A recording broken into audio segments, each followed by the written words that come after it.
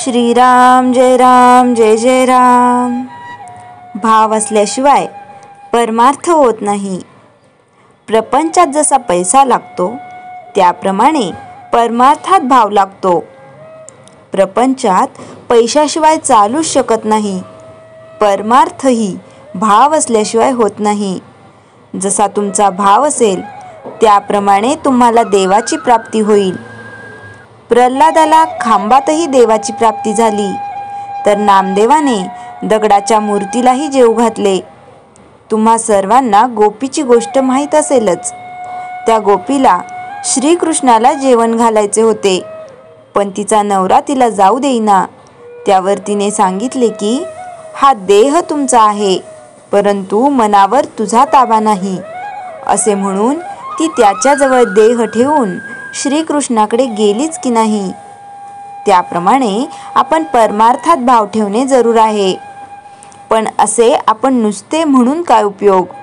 तो सर्वव्यापी आहे, सर्व साक्षी आहे असे आपण म्हणतो, पण आपण पापाचरण करायला भीतो का? तो आपल्याला पाहतो आहे असे पक्के वाटले तर आपल्याकडून कधीतरी पाप होईल का? पण आपल्याला तसे वाटतच नाही। आपल्यासारख्या आस्तिकाला देव हवा असे वाटते खरे, पण हवाच असे वाटत नाही। आपल्या प्रपंचाच्या मदतीसाठी देव हवा असे वाटते, प्रपंच असावाच असे आपल्याला वाटते, आणि भगवंत मात्र असला तर बरा असे वाटते। याच्या उलट भगवंत असावाच आणि प्रपंच असला तर बरा असे वाटायला पाहिजे। प्रपंचाची आवड असू नये, पण प्रपंचातल्या कर्तव्याची आवड असावी। देहाने ते कर्तव्य करावे आणि मनाने मात्र अनुसंधान ठेवावे। ज्या गोष्टी आपल्या मनाला खातात त्या न केल्या की आपल्या विकारांवर ताबा येईल।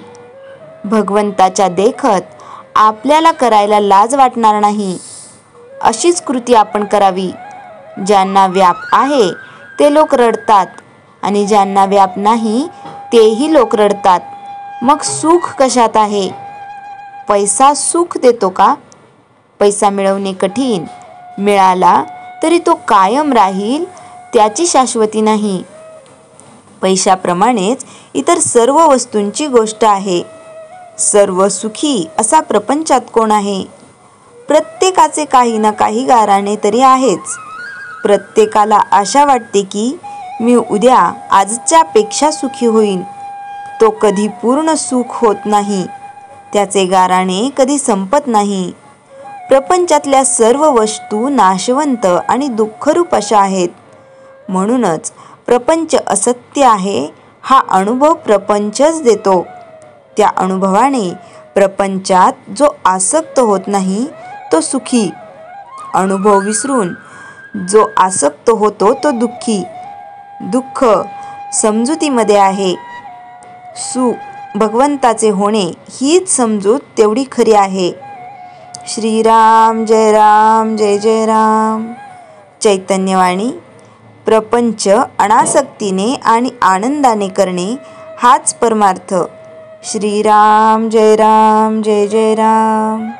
जयाच्या जनी जन्मनामार्थ झाला, जयाने सदा वासनामात केला। जयाच्या मुखी सर्वदा नाम कीर्ती, नमस्कार त्या ब्रह्मचैतन्य मूर्ती।